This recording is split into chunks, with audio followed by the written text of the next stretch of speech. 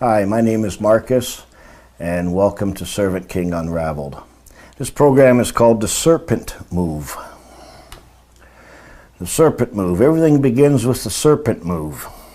In the last program, we talked about constitution. What is your constitution, your being? But the second commandment of God is how we actually violate this. And it goes to something very, very important.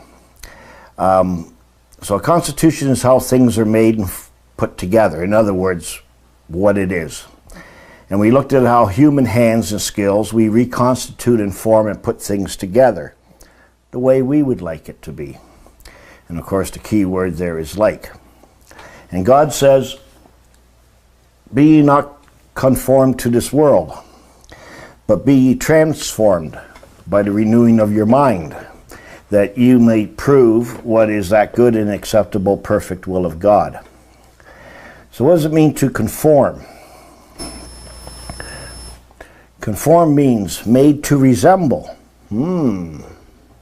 Assuming the same form, like, resembling. And transform means to change the form of, to change the shape or appearance. In theology, the study of God,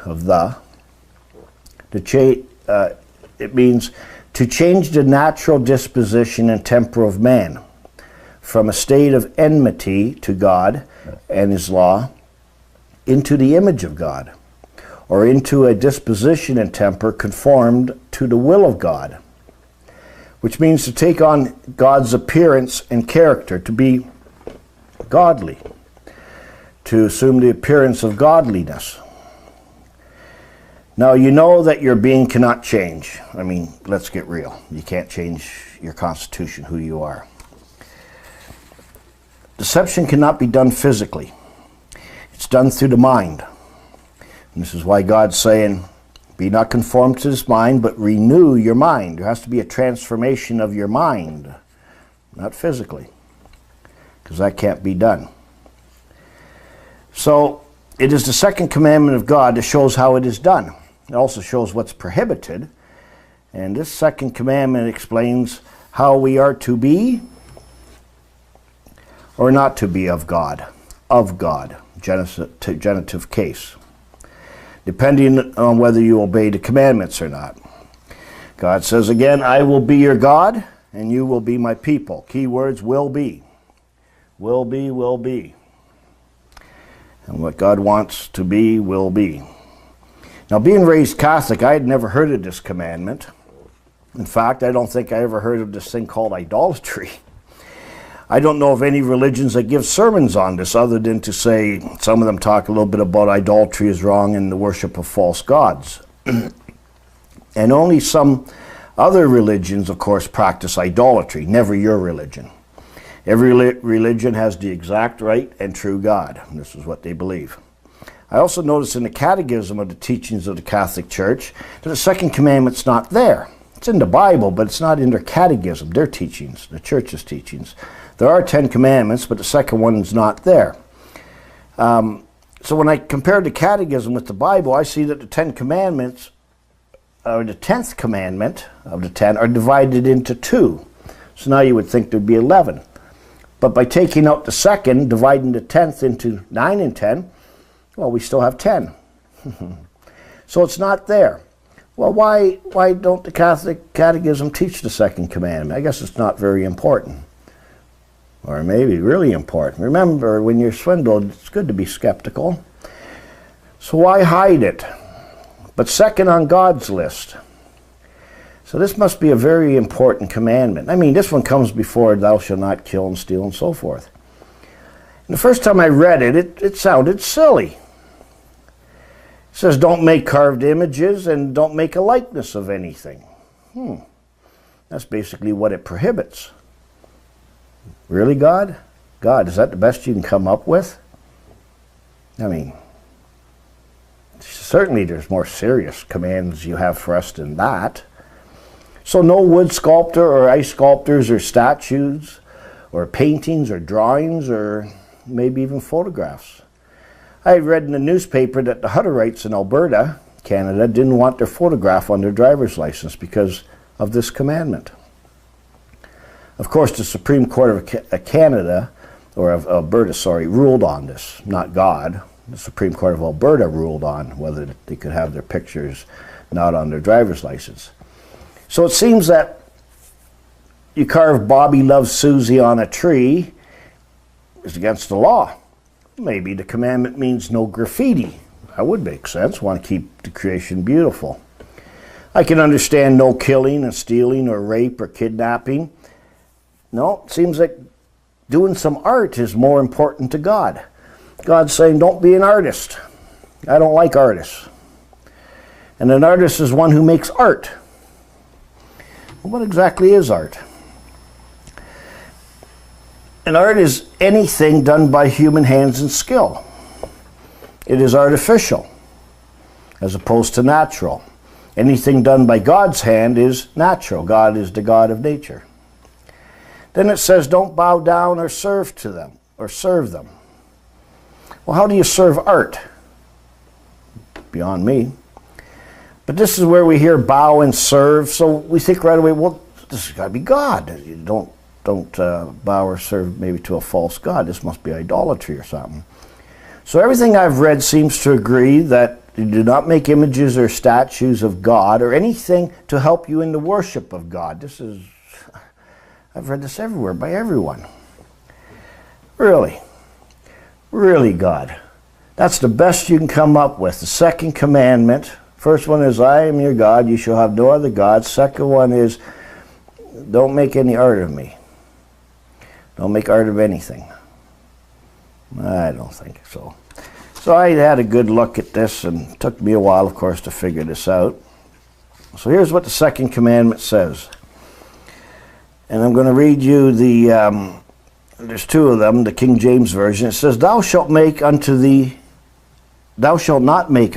any graven image, or any likeness of anything that is in the heaven above, or that is in the earth beneath, or that is in the water under the earth. Thou shalt not bow down thyself to them, nor serve them. For I, the Lord thy God, am a jealous God, visiting the iniquity of the fathers upon the children, unto the third and fourth generation of them that hate me, and showing mercy unto thousands of them that love me and keep my commandments. Now, an earlier version written by this guy named Tyndale, I want to read that too. It just changes the first part a little bit, but I think it's important. He says, thou shalt make thee no graven image, neither any similitude of anything that is in heaven above, neither that is in the earth beneath, nor that are in the waters under the earth. Thou shalt not serve them, for I am the Lord thy God, a jealous God, visiting the iniquity of the fathers upon the children, upon the third generation, and upon the fourth of them that hate me, and showing mercy unto thousands of them that love me and keep my commandments. So, keep my commandments. So it has something to do with iniquity, and it has something to do with hating God. So when I look at the first part, it took me a long time to understand this command. And you too are going to have to think as I go through this. Some concepts are hard to grasp. If you think the last program was sort of confusing to what we do, this is really the crux of the whole thing here. It takes a little while. Remember, subtle is something difficult to detect or grasp in the mind. It's, a subtle mind is able to make fine distinctions. When something is confusing, something is missing. Rather than figure out what it means by what it says, we tend to rationalize or interpret by adding things to make it make sense. The word idol is not even in the commandment. The word God is not even in the commandment. Oh no, sorry, does Lord thy God, a jealous God. But the word idol or idolatry is not in there. And yet many people or many places have just written the second commandment is you shall make thee no idols. So if I look at this commandment without looking at what it prohibits, only what it applies to, I see something different. Remember, we are following the property. Well, it applies to you and everything else there is. It is comprehensive. It would apply to God, something you can't do to God. Whatever he's commanding us to not do, you cannot do to anything Anywhere, anything, including in the universe. Remember, he says, thou shalt make thee no graven image, neither any likeness or similitude of anything that is in the heaven above, or in the earth beneath, or in the waters under the earth. Why, God, that is everything. Totally comprehensive. Didn't miss a thing. Sounds like whatever this is that we're not allowed to do, we can't do to any of the creation. If you can't do it to any of the creation, you can't do it to anything, because there is nothing except the creation. So, this is what the first two commandments of God basically mean. This is paraphrasing. This means, I am your God and you are my people. So I think the second commandment has something to do with the second part, that you are my people. So it has something to do with changing who you are. So the first part of this statement is covered by the first commandment, the second part by the second commandment. So make you no graven image and make no likeness of anything. Well, if God's made this creation, this original work that he's done, he's going, don't make a likeness of it, a copy, a representation of it, a forgery, an imitation, whatever. Oh, I know what he's saying. He's imposing a copyright law.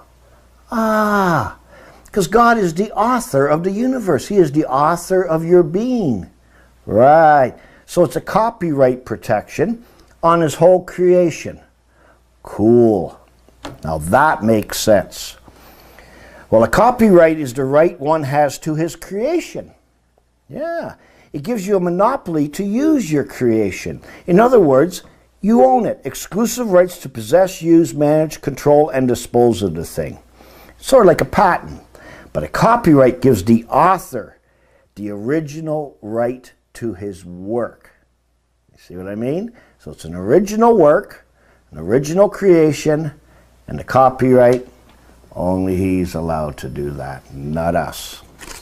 So, now this is making sense. God is the author of the universe, the author of our being, and without the word of God, nothing is made that is made. So God has placed a copyright on his creation and original work. So when we make a copy of anything, we are making a likeness of the original.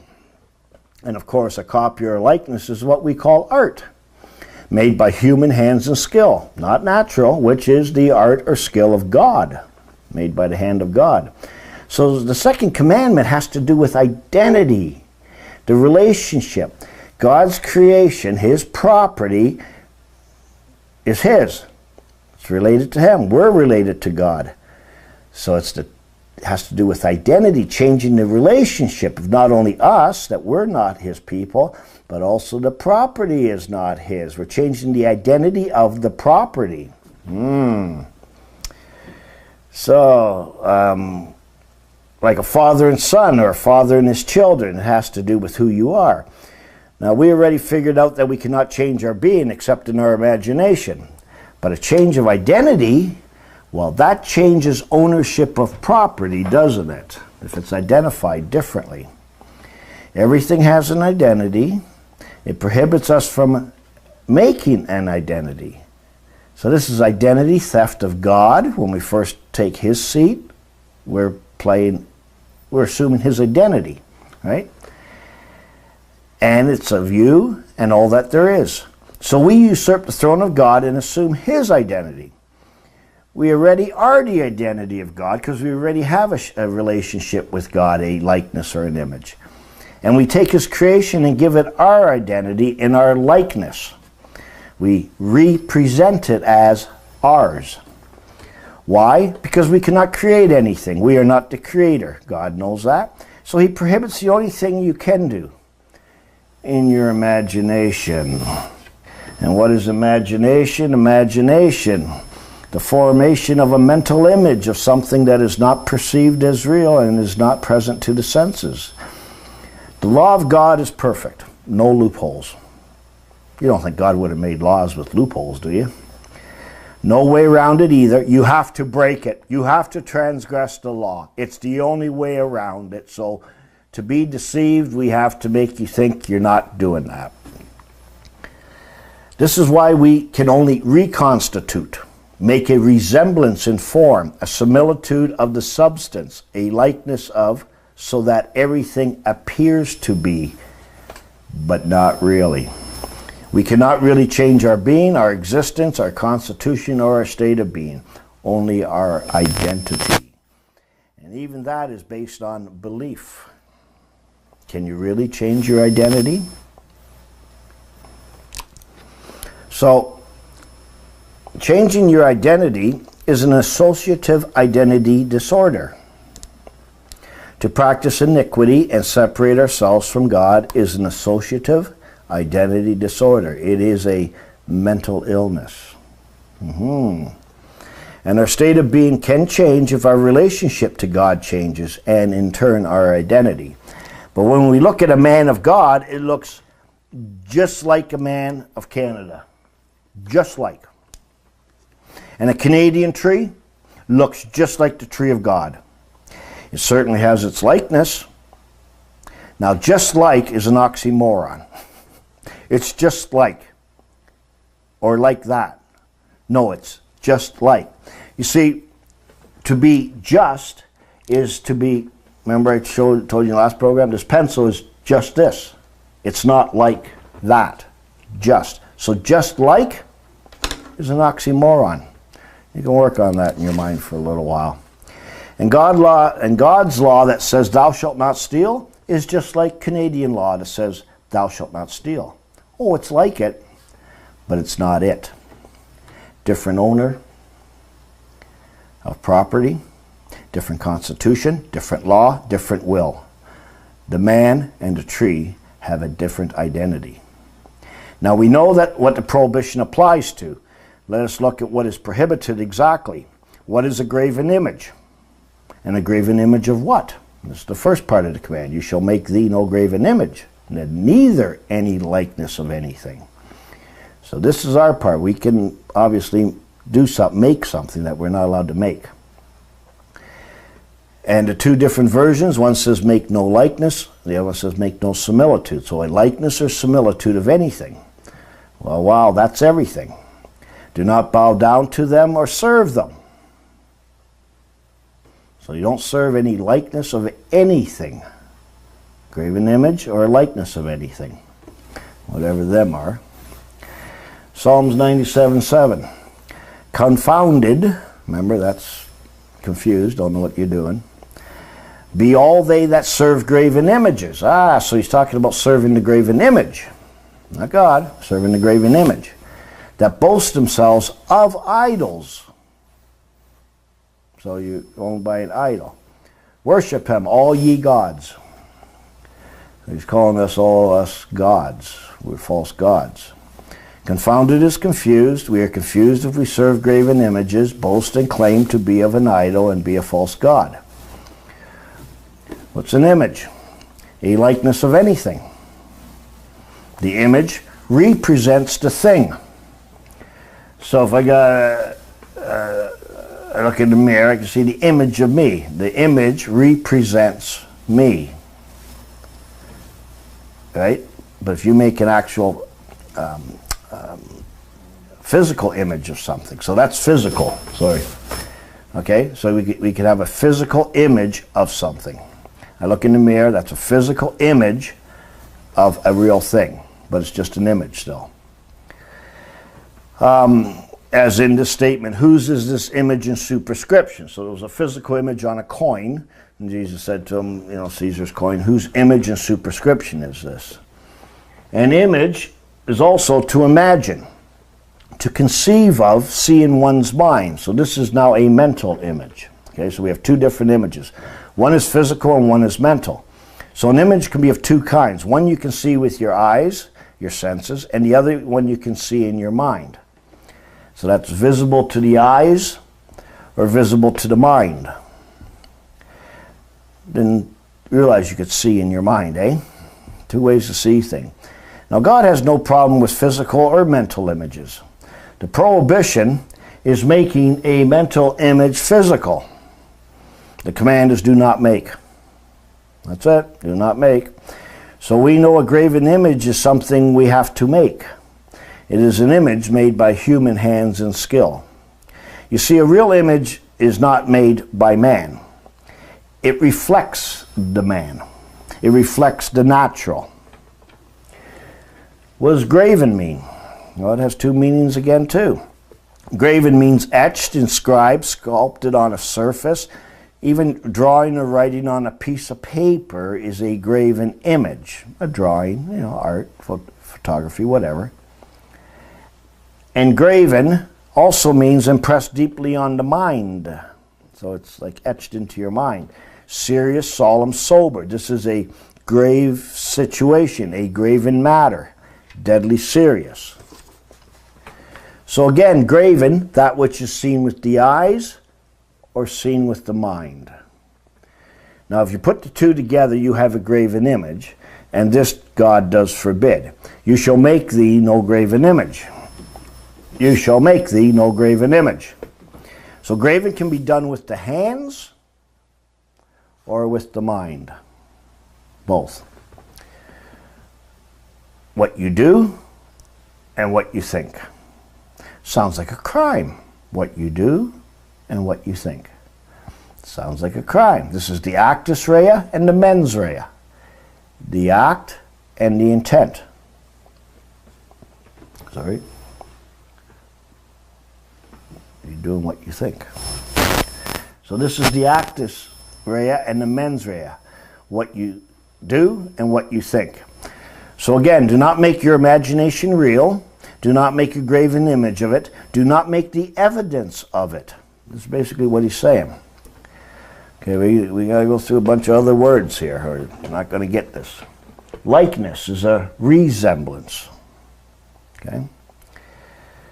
Similitude is a likeness, a resemblance. Likeness in nature, qualities, and appearance, as similitude of substance. Let us make man in our similitude, in our likeness. So we were made in the likeness or similitude of God, but we're real. We're not a graven image. Semble. It's a word we don't use much. To represent or to make similar. Semblance. A likeness. Actual similitude. Resemble. To have the likeness. So semblance is the likeness. Resemble is to have the likeness or to bear the similitude of something either in form, figure, or qualities, as each one resembled the children of a king. Okay, so it's nothing real here, it's a resemblance. To liken, to compare, to represent as like something else. Dissemble. It's the opposite of resemble.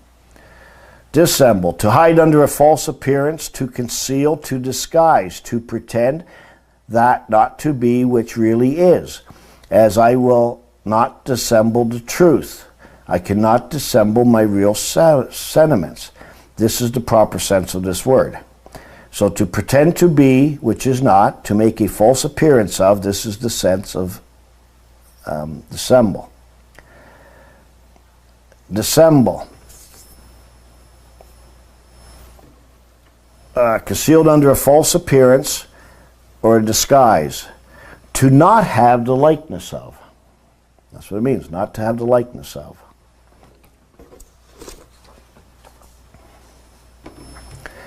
Joshua 7:11.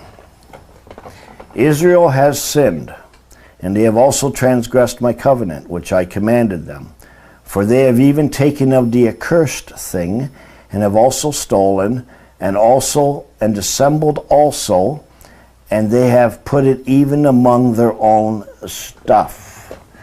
So you see, we're taking away a likeness, we're disguising it, we're giving it a new identity and putting it amongst our own stuff, giving it a new identity, representing it as ours. Psalms 26:4, I have not sat with vain persons, neither will I go in with dissemblers.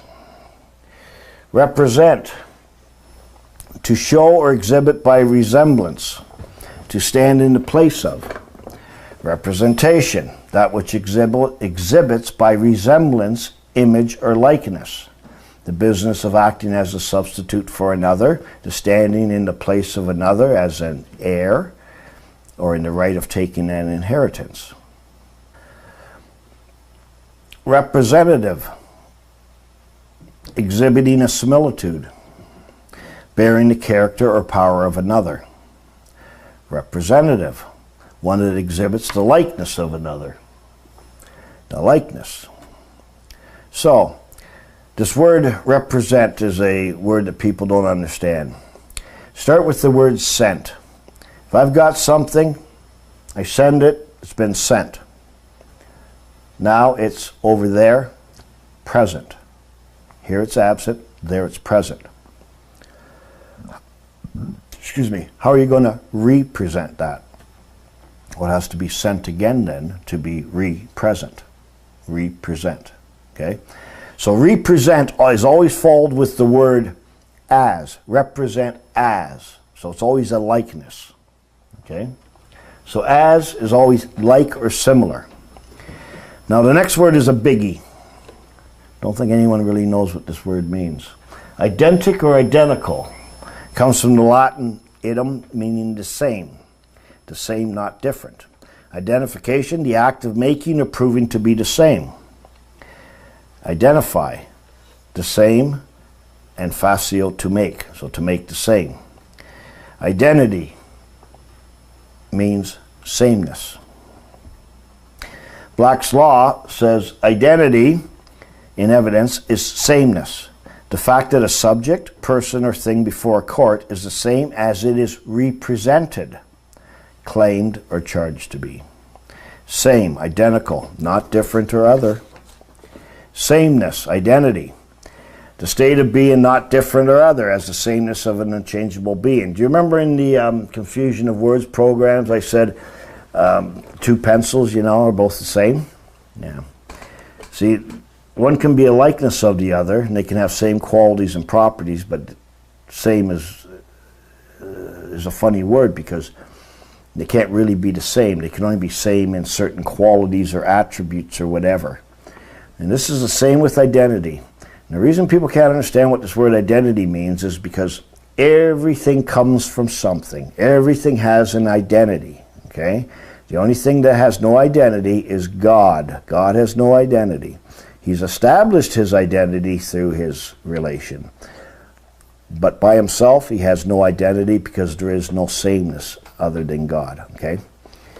So in philosophy, identity, from the Latin identitas, means sameness. It is the relation each thing bears just to itself. So identity is the relation that a thing bears to itself in which no thing bears to anything other than itself. Sameness. So what is an identity? I just told you. See, and this is how people, they slough over things and they don't grasp the exact concept. Identity is the relation. The rest of it explains it, but the identity is the relation. Now something different again. Accordingly, if some object X is identical to some object Y, then any property that X has, Y also has, will also have as well, because they're identical, same identity.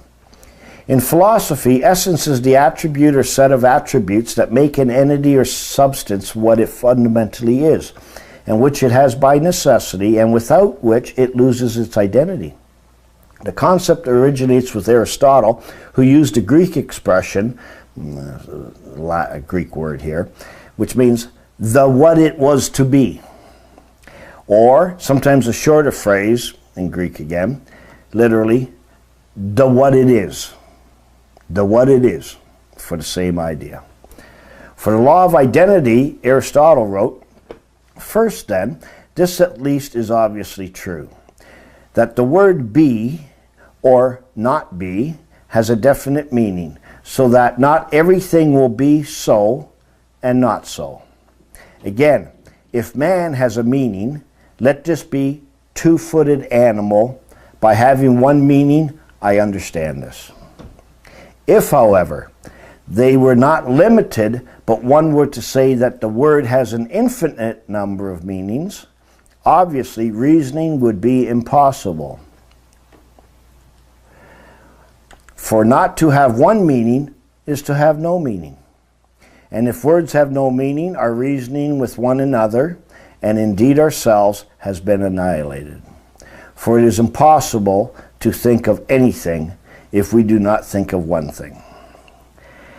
And this, unfortunately, is what we've all been trained to do in life. You know, there's a lot of words that mean a lot of different things, and our vocabulary, we've been dumbed down. An educated man 100 years ago, they said, used to have 20,000 words in his everyday vocabulary. Today we have about 10,000, so we only know half of those words. That's why a lot of these words, I've never even heard of them before. But when we become the author, when we become the creator of things, when we say in this act this will be this and this will be that and everything, we actually are now creating things. And you would think, oh, it means this or it means that, when it means something totally different. This is what I explained in the Confusion of Words or Confusion of Voice program. So unless you know the legal meaning of this, which is this word or this definition only means that for the purposes of this act, this legislation. It doesn't mean it anywhere else. And of course, by giving words, people say, oh, this word means this and it has 6 different meanings. Aristotle just told you, if it has 6 different meanings, it has no meaning at all. How can I converse with you? So you see, these are some of the problems with the scripture, of course, being written in certain languages and then translated over the years. And of course, it becomes also the slippery slope because you can't start changing the words. Once you think you can start changing and interpreting the words, so what do I do? What have I done? Well, I don't change words. I don't look for things that have been misquoted or wrong interpretation, or people put in a different word or a different meaning or something else. No, you got to know the whole scripture. And by knowing the whole scripture, believe me, the scripture will interpret the scripture. I actually believe God made it in such a way that there's no way man could screw this thing up, okay? Otherwise, we're lost for sure, and then everyone would think something differently. So you have to... when you see something that doesn't make sense, I've said this before, don't interpret it, don't bring it into your understanding. Try to find the understanding within the scripture, and when you find it, you'll realize that's not correct, because this is totally correct. So you look for absolute truths, and with logic and reason, if that is true, that can't be true.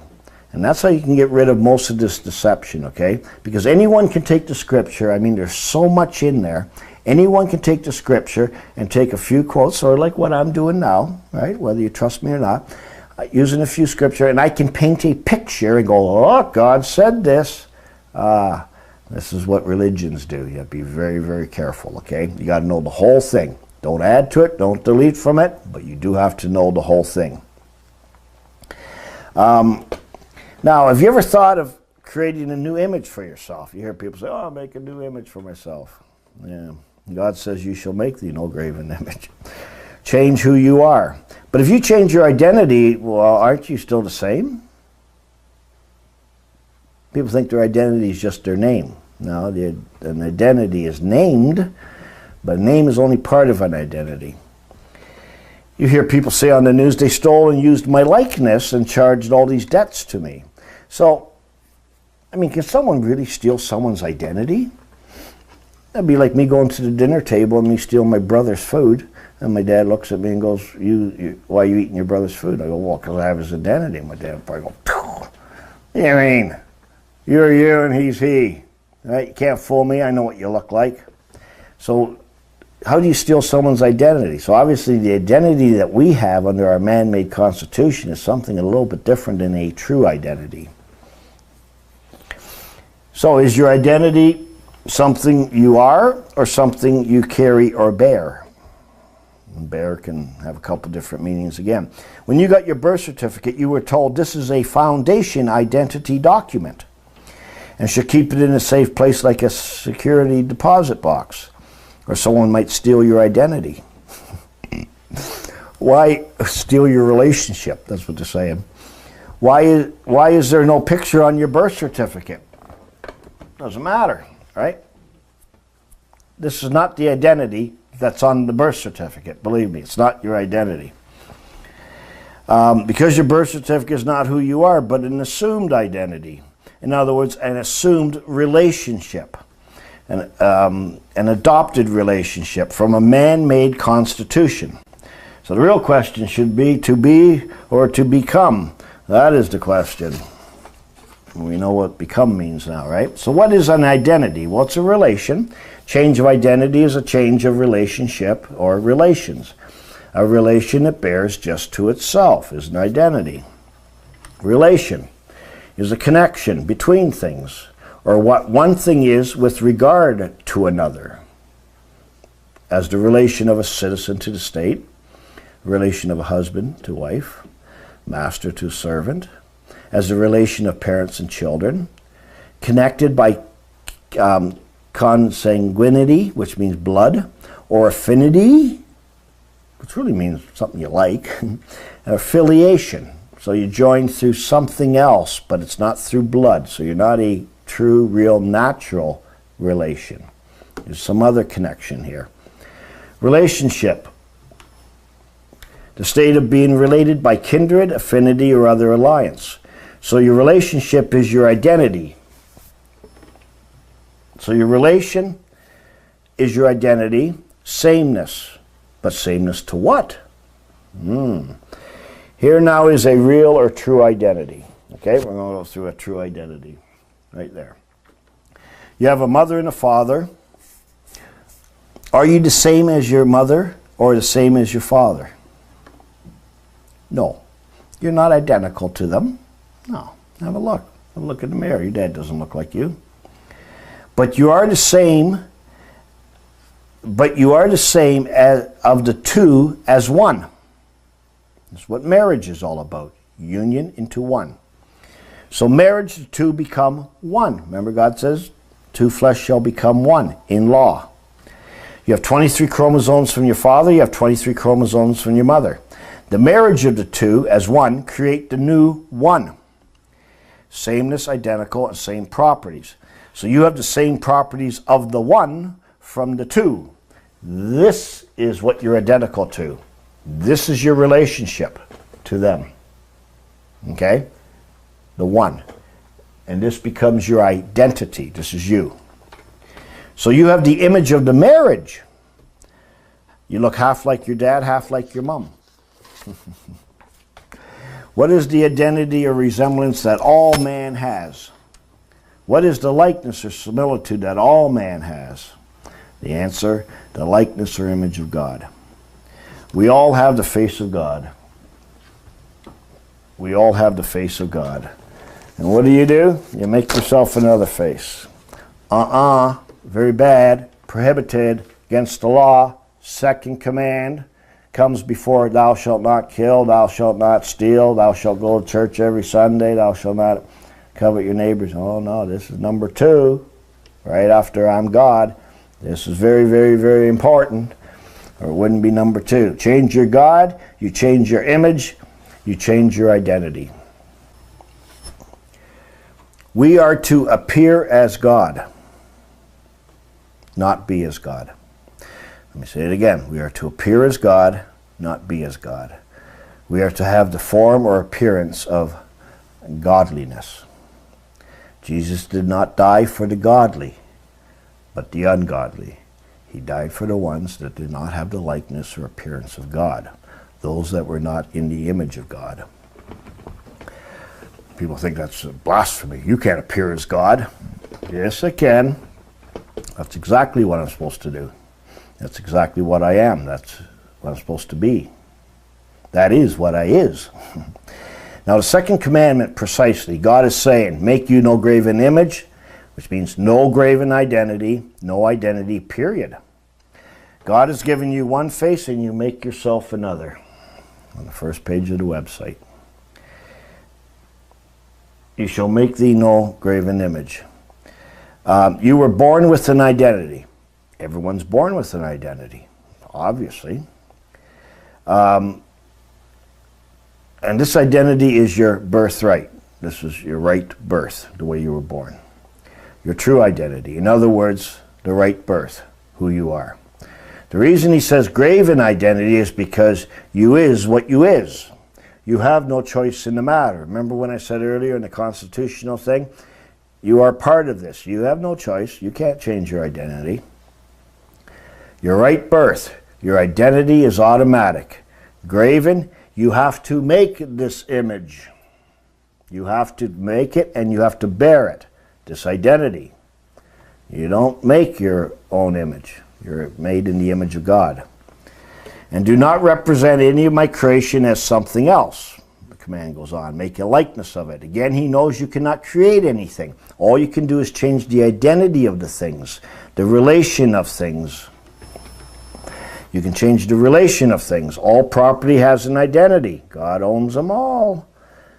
Do not make a likeness of it, a representation of it. So a graven image is a mask. Think about it. Here's your image, and it's graven, made by you. Right? The image in the mirror, that's not a graven image. No, no. Graven image, you have to make it. It's a mask. This is why Webster says a person, one who acts by and through this fictional son, actually the son of Satan, the son of perdition, a person is primarily the mask of an actor used on stage. So a face to dissemble your likeness of God. He who obeys a false god is a dissembler, and a man already has the likeness, the image of God. It is a descending image from God. You have a royal image, because God is royal. He's the king. We are all descendants of God. We are all of royal descent. We are all servant kings by birthright. You see why the Word of God has to be controlled and stuff. You have no idea what you've lost. You have no idea the life, even myself, the life I've been living. When I figured this stuff out, I went, wow, I wish I knew this when I was in my 20s, my teens or whatever, but oh well, it comes when it comes. And our law is not the common law. It's the royal law. People go, common law, law of God. No, it's not. And I'll probably explain that further in another program. Common law is an unwritten law. The law of God is not unwritten. The common law is the law of the commoners. It's the law of the people, right? It's not to do with God. It says here, use a mirror now. Oh, I don't have a mirror here. No. Pretend this is my mirror here, okay? So if I look in the mirror, I see my image, okay? The image can't move. If I move, it moves. Look at that. Look at my image. Its head's going back and forth. Right? I control it. I control my own image. If I do not make a motion for it, it doesn't move. But that image does reflect me. So if I, by human hands and skill, engrave the image on the surface of this mirror, let's say I take a magic marker, and I make it into a graven image, or if it's something else, carve it into it, but just writing with a magic marker on the glass mirror, that would be a graven image. Now when I move, oh look, it doesn't move, the graven image. It takes on a life of its own. It has its own existence now. It doesn't reflect me anymore. It reflects what I made. I made this with my hand. So now it reflects what I did. I made a graven image. It becomes the evidence of what I did, not who I am, what I want to be, how I want to be seen, what will portray me, how I want other people to see me. It doesn't move when I move. I don't control it. It becomes its own being. If this engraved image was on your face, you would call it a mask. And again, remember, a person is primarily the mask of an actor used on stage. If you wore a mask, it would conceal your face, your true identity, the face God gave you. You would be bearing a different identity. And if you look in the mirror, you would see an image of a graven image, a mask. And this is what others will see. Others will see a different identity, a mask. Others will see a different identity, a different appearance, conceals your true identity, a dissembler. They will see a different relationship. So I have a mask here. Here's my mask. Okay? This is a person. This is a different identity. Now how do I appear? You see, you have to appear as, because you're not really. We're the ones that have to give it life. Isn't that great? God's second commandment all has to do with voodoo stuff and Halloween and images and stuff like that. I told you there was laws concerning imagination and stuff. I may need that again, so I better put it down here. And we can't do that. That's very bad. That's against the law. Now, when you look in the mirror, what do you see?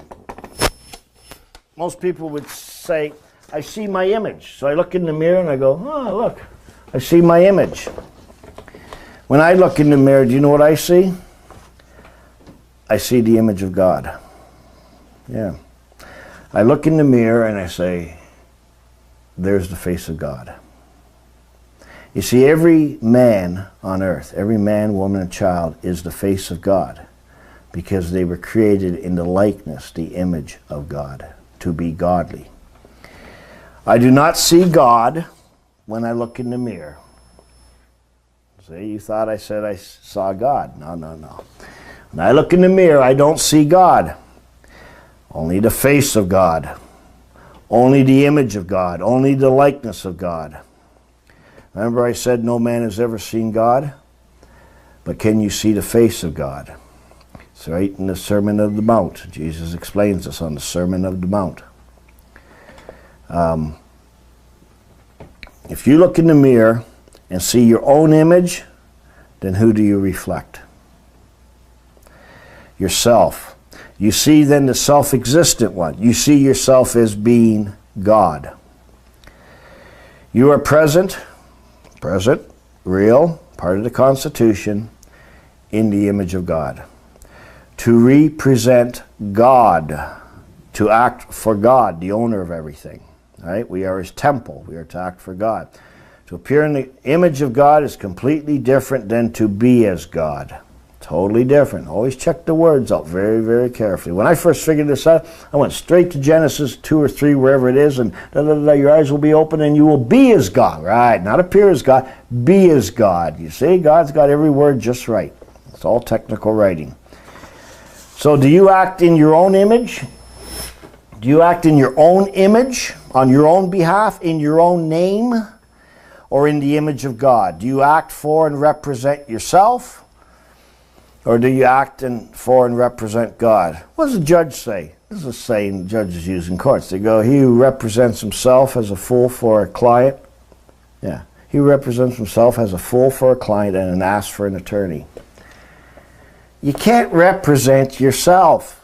You got to learn what the word represent means. Represent means to be a new thing, as something else.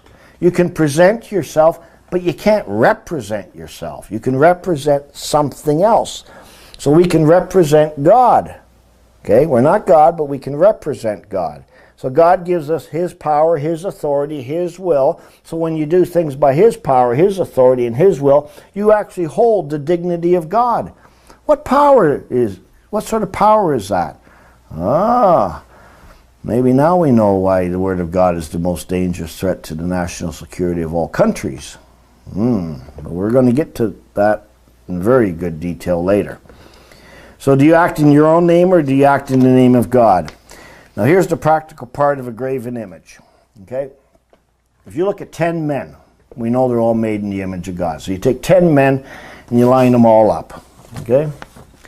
And there's 10 men standing there and you go, which one's Canadian, which one's German, which one's Polish, and which one's Spanish? Beats me. You can't tell by just looking at them. Of course, with evolution and with people living in different parts of the world, everybody thinks, oh, they're all different races. No, no, no. Right? You take men, they all are in the image of God. Which one is which? You see, these national identities are graven images. You can't tell by just looking at them. That's not their true identity. So you have to look at their graven image. Papers, please. Documents. The documents are the forms of the graven image.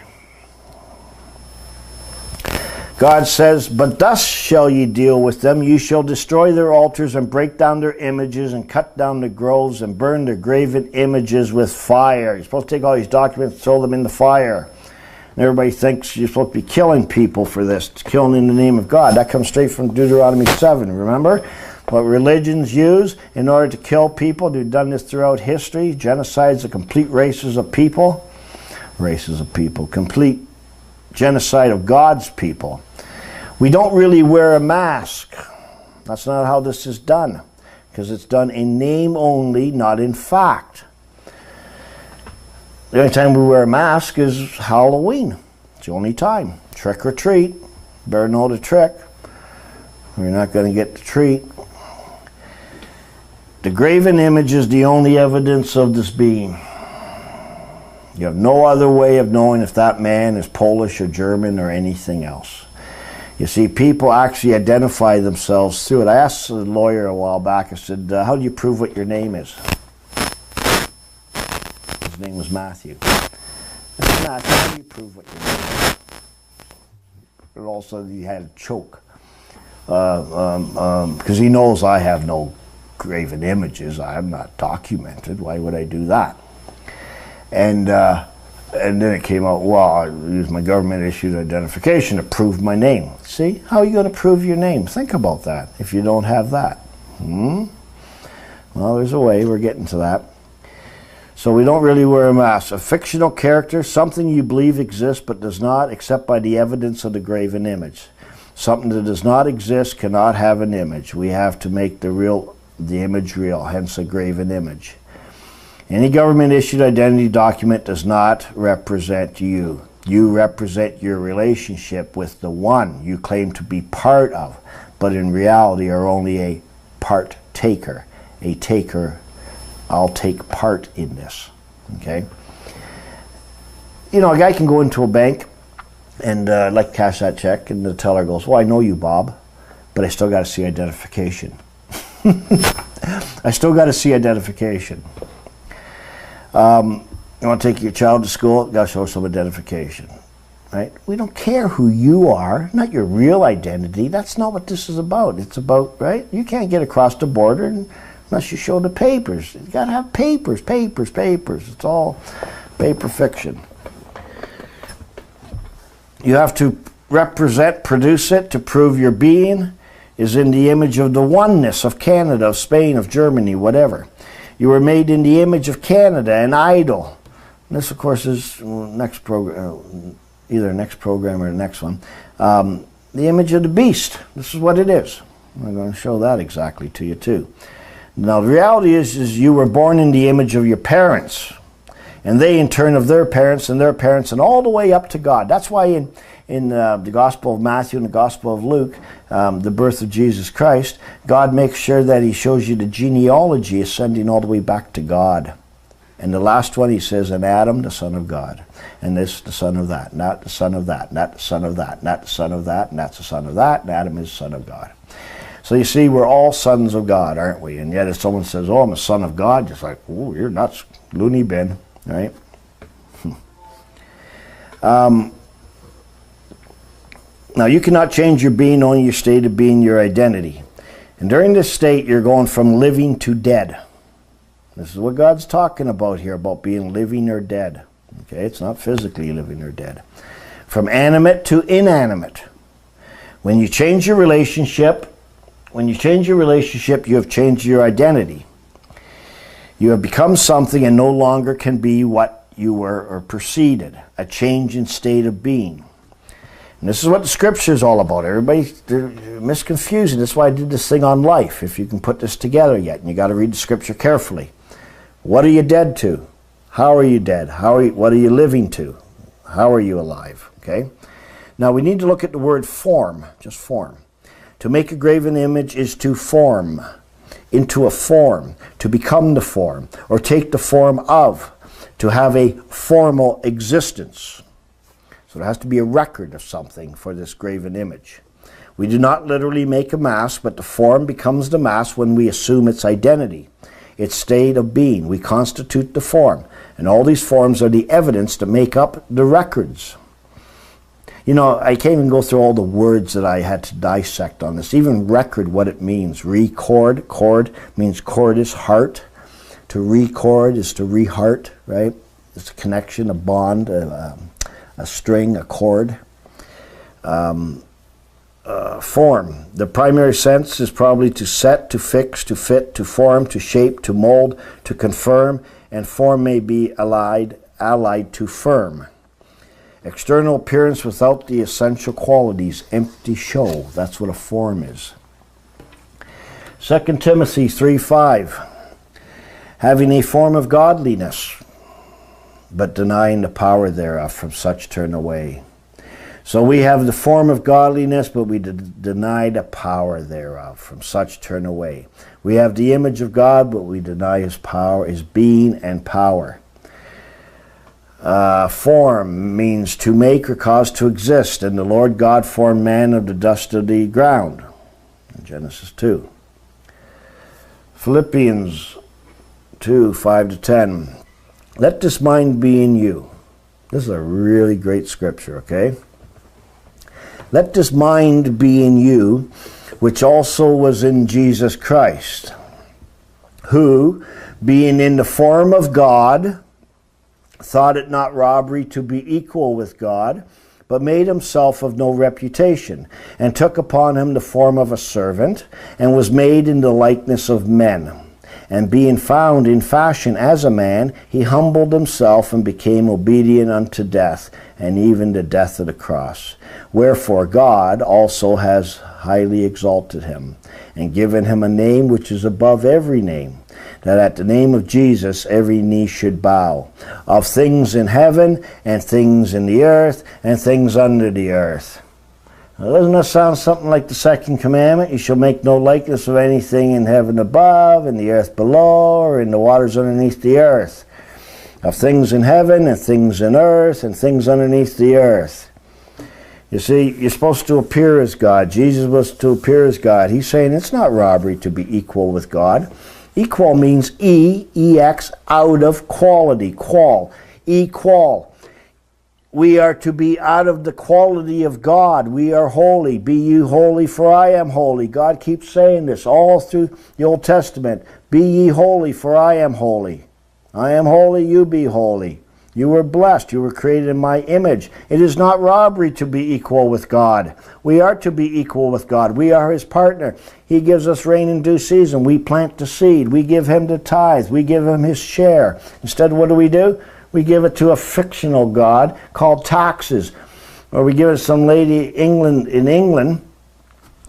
What part did she have in this enterprise, in my labor and my work? God gives you everything you need in order to sustain your life, to have wealth and property and happiness on this earth and everything else. But you have to give him his share. He is the owner. He gives it to you. We supply the labor. God is a spirit. He can't do the labor. God is a spirit, must be worshipped in spirit and in truth. And then, of course, everybody thinks also this word divine. Divine means, listen to this carefully, divine means emanate from God. It comes from God. God is more than divine. No, he's way more something than that. We are divine. We emanate from God. We portray God. We reflect God. Everything God made is divine. But you don't worship the divine. You worship God. You obey God. Worship means obedience to, homage, reverence. I am your man. I will do your complete and perfect will. And that's what makes this scripture such a nice scripture. Okay? And this is why this whole hoax about Jesus being God is why you can't find the solution when he says, I am the truth, the light, and the way. You're not finding the solution because you don't want to be God. Well, you're not supposed to be God, okay? So, anyways, we're getting to it. So we take on the identity of a form which is just on paper, a graven image from the constitution made by the words of man. The form you fill out to make your identity, to prove your relationship, your graven image, and you bear it to yourself. You carry it. It is literally paper identification, a document, proof of relationship, proof of sameness, proof of identity. Do you remember in one of the confusion programs I said, the statement of birth that your parents register, the government says, we cannot use that as identification. You cannot use it as identity. No. But the same information on there is put on a birth certificate, and that can be used as a foundation identity document because the one has to author it. This is the author of your new being. You are reborn as the dead, as nothing. But of course you're not really, okay? It's a baptism. It's a rebirth when you join a country. You can't have two identities. I mean, are you nuts? You're either this or you're either that, okay? So you can't be two beings. And this is what's going on in this whole thing.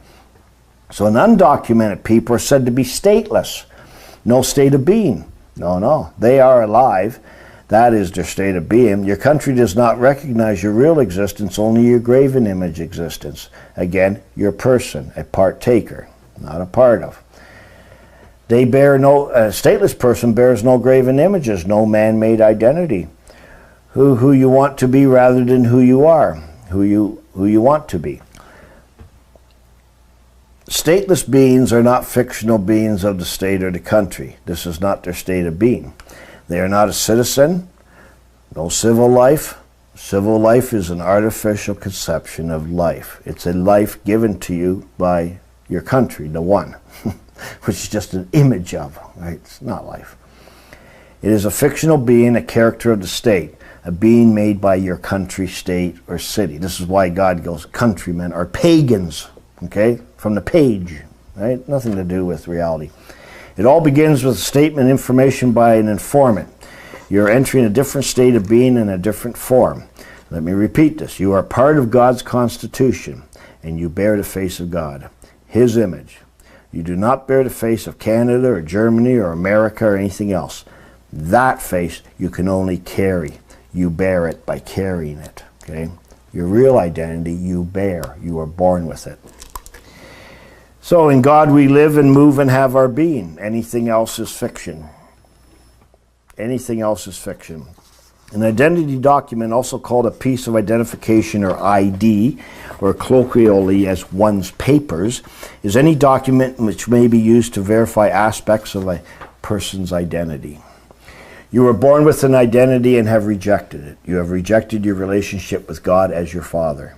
Instead, you bear unto yourself an identity you carry around on a piece of paper in your back pocket. How you want people to see you.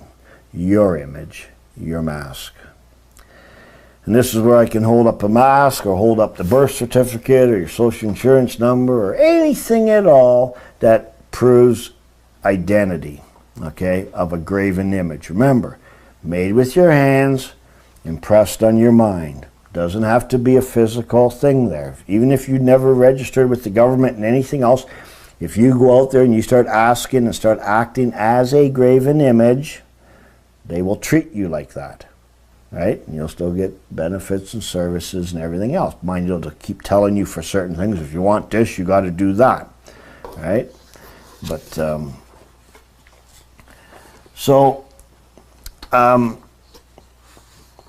so a court takes cognizance and jurisdiction of personal and territorial jurisdiction, okay? So there's a personal jurisdiction and a territorial jurisdiction. Cognitive means to know, to recognize. Does the court know you, your identity, your relation to this family, nation, or society? Remember, everything in court is business. Does the court recognize you? Do you have a graven image or identity? But you only appear. You as a living man appear as this. That's why you don't go in with actual identification. Does the court have a record of it? Yes. How do you get rid of it? The record. And there lies the rub. That's what everyone, I think, is looking for. People who want to get out of what they call Babylon, I guess.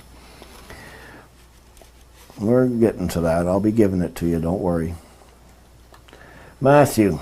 Many will say to me in that day, Lord, Lord, have we not prophesied in thy name? And in thy name have cast out devils, and in thy name have done wonderful works? And then I will profess unto them, I never knew you. Depart from me, ye who practice iniquity, iniquity, iniquity. What's Jesus saying to them? Oh, you're going to say to me you've done all these things in my name? This is God saying, you've done all these things in my name? No, you did all these things in your name, with your own identity. You've reflected your own will, not my will. Depart from me, you who practices iniquity. I don't recognize you. How's God supposed to recognize you? He looks at you and goes, I don't recognize you. You don't have the likeness of God. You have a different appearance. I never knew you. I don't recognize you. You practices iniquity. You have no relationship with me. None. You have no relationship with me, God's saying. I'm not listening to you. Get lost. You dissembler. Remember in the last program, you cannot be part of the Constitution, only the man-made Constitution. You're going to be a partaker or appear as. Appear, anything you appear as, to be, or as, cannot be you. Because nothing is what it appears to be. Nothing. Appear is not reality. Remember, when you appear as God, you are not God. You see? You appear as God, not be God. You appear in person, you appear to be a Canadian, American, German. You appear to be driving in person, but not in fact. You appear to be in the name only, but not in fact. You either act in the image of God or you act in your own image. Act for God or you act for yourself. You do His will or you do your own will. To turn or not to turn in atonement. To turn your face away, to hide your face, conceal it. Notice when you bow to the Queen and back away, you do not turn your face away from her. Watch what they do with the royalty and monarchies and stuff. When you go into court, watch the police officers all bowing before they come in and they go out, right? Because we've all made an oath to Her Majesty the Queen, right? Who have turned the truth of God into a lie and served the creature rather than the Creator. That's unjust enrichment. You can't do that, right? This is a sign of homage. I am your man. So, face two ways. This is Janus, the God of beginnings and transitions. Here you are, created in the image of God, or you turn your face away. It's called being ashamed, embarrassed. Remember Adam and Eve in the garden? They were ashamed and embarrassed and hid their face from God. And what did God say later? God says, I hide my face from you. You're not going to see my face. Or we turn and we act for self. In our own image, in our own name. We're the boss. We're the self-existent one. There is no God. So do you act in the name of God? Do you act on your own? Act on His behalf? On His part? Because you're part of God. Okay. Are you the image of your Father? Do you have the form of godliness? Are you the temple of God? Remember? Know you not, dummy? Hey, know you not? You are the temple of God. Right?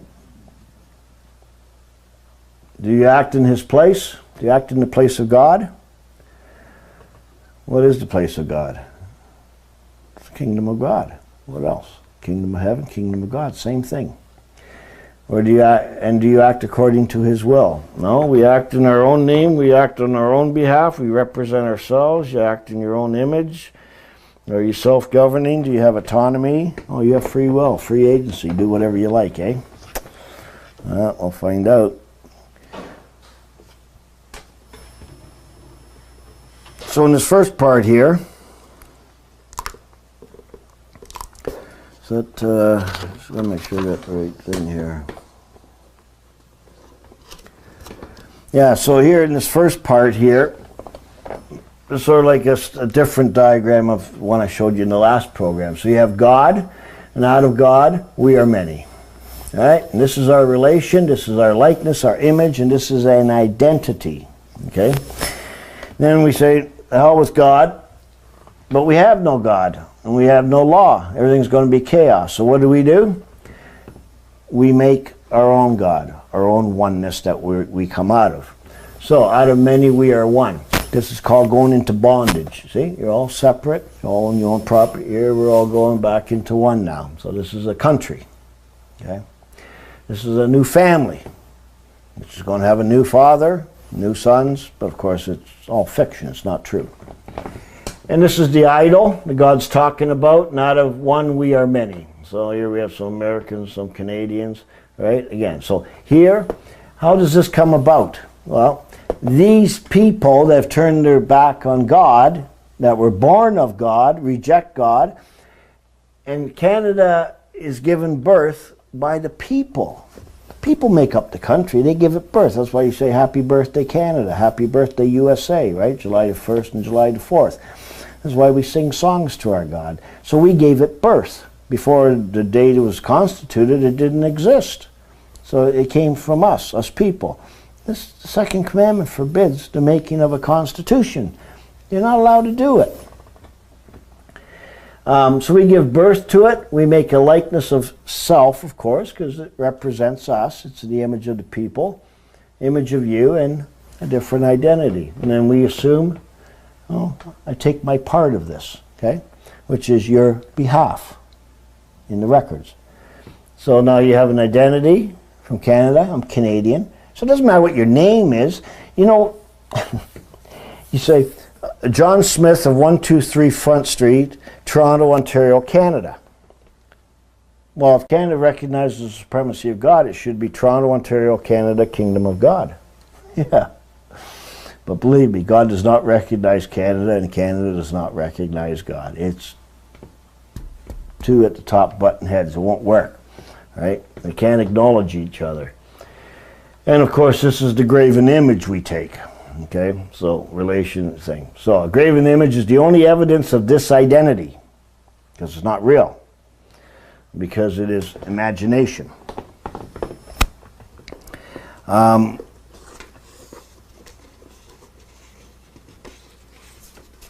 the next diagram is I call it the serpent move, because it all begins by doing the will of Satan. It's the serpent move. Before the serpent move, you had it all. God says, look, I made all this stuff for you.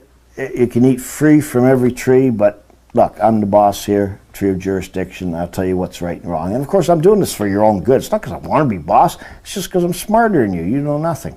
Okay? Makes sense. And so serpent move because God is saying one thing and Satan is saying the other. We end up doing as Satan. And therefore, in Satan we live and move and have our being. Hence, God calls us, you are of your father the devil. You are a son of perdition. Perdition is the abode of Satan. Okay? So we had the image and likeness of God. Man is the resemblance of, or the semblance of God.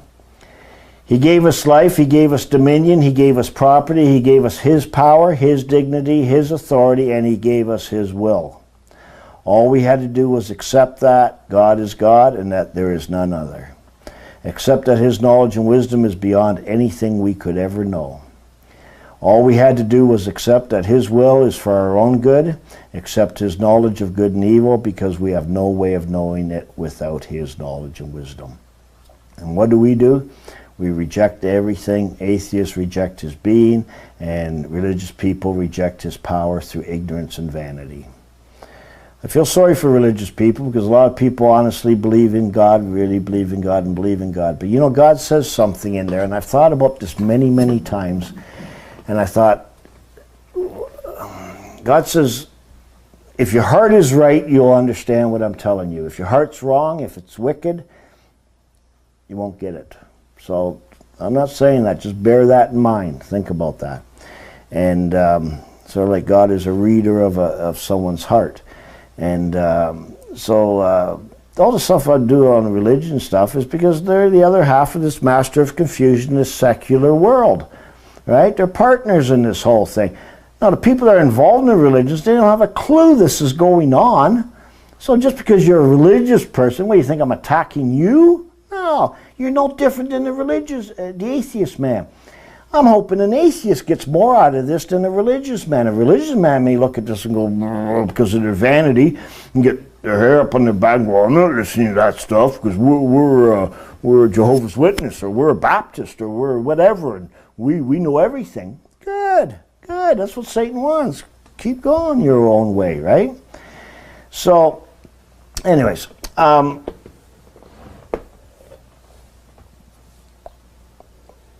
so what did we do? We rejected everything. Atheists reject His being, and religious people reject His power through ignorance and vanity.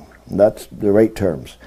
Because God knows how everything will be, and he knows you are deceiving yourself. He knows this Constitution is the perfect law of liberty. So what is the result of all ye gods, knowing what is legal and illegal, right? We know what's right and what's wrong. Well, we take power, we lose power. We take life, we lose our life. We take property and we lose our property. We take liberty, we lose our liberty. We take an identity, we lose our identity. We take a birthright, we lose our birthright. We take an inheritance, we lose our inheritance. Everything is exactly backwards. It all backfires on us. Do you really think we can outsmart God? Not possible.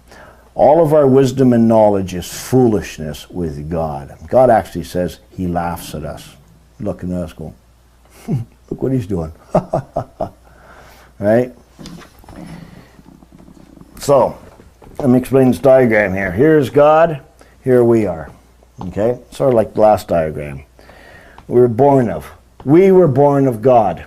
Canada or Germany or Spain is born of us. And then our new fictional identity, our graven image, is born of, which is, of course, the beast, right? The kingdom that God reveals in Revelation. Who's the maker?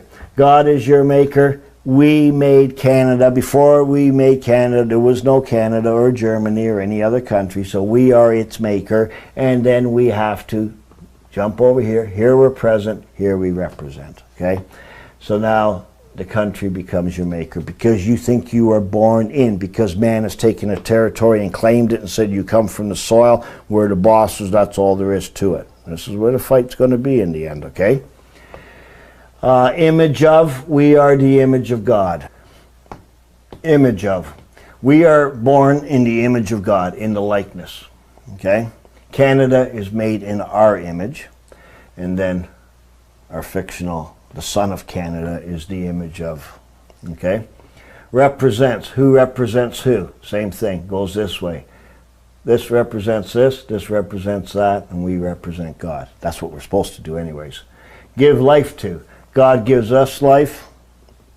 We turn away, use our life to give Canada life, and now Canada gives us a artificial civil life. Okay, it's not real. Okay, it's just an identity. Belongs to. This belongs to Canada, so your identity as a person belongs to Canada, right? Because we have a head of state, a father. This country belongs to who made it. Remember, out of many we are one. We make that. And of course, real people belong to God. I am God, you are my people. So, anyways, this half is all fiction and illusion. This half here. None of this is real. And if you look at the original drawing I did, just sit back again, forget about God like I told you. Just look at the scenario here without God, and you will see that that Constitution is real, natural, and true. And this is all malarkey, just made up stuff. For a reason, for a very good reason though. Okay, so the illusion, the false identity we assume is so normal and has been going on from the beginning that no one can see it. Sorry, there's something else I should say here before I continue is this. Here you had everything, did you know that? You had everything. The only thing you didn't have was the knowledge of what is extreme evil and extreme good. You didn't have that knowledge. And all because of that, you end up giving it up to here and retaking it over here. So you don't trust God. No, it's a new trust. It's all put into here. Right? And this is the reason for all your pain and suffering and all the misery you're having in the world. You already had everything. So the illusion, the false identity we assume is so normal, has been going on from the beginning that no one can see it. It's just like a group of people who want to form a club. Give it a name, become its members. You would think, well, what's wrong with that? Well, it's sort of right and sort of wrong. It depends who the sovereign is, okay? Who's the boss. You belong to a club, it has rules and duties. You are a son of a club, a person. The members own it, they make the rules. So it is the making of a club or a community, so is the making of a club or community prohibited by the second commandment. Here's where I say yes and no. You got to listen to what the commandment says. The second commandment is like unto the first. Yes, it is prohibited if this one, if you become one, is a God before me. If it transgresses the law of God. If it becomes common. Common is a very dirty word with God. God says, call no man common or unclean. And everybody wants the common good, the common law, the common this. Call no man common or unclean, God says. And no man is common or unclean. So this group or club must still be under the sovereignty of God. So that means you can get together and do all sorts of things as groups and communities. And of course, you're supposed to assemble yourself together once a week in order to worship God. And 3 times a year, you're supposed to assemble yourself to 3 feasts of God. So you can form a club or a group or a club for any lawful purpose. You just can't do it for an unlawful purpose. Think of it as a group of people making lawful agreements together. Now, can the land and the property become common? No. No, that you can't do. Everyone owns their own property. So you can't do that. Otherwise, you've made a graven image again, and that's against the law. Everyone owns their own property. So your hamlets, your villages, your towns, your cities, your counties, provinces, states, countries, and United Nations are all organized crime. Go figure, eh? All organized crime. They are all graven images of you. You shall make thee no graven image. A corporation is an idol. Its members are graven images. You sue your city, your county, your province, your country. You are suing idols. You are suing the images as one. We are all...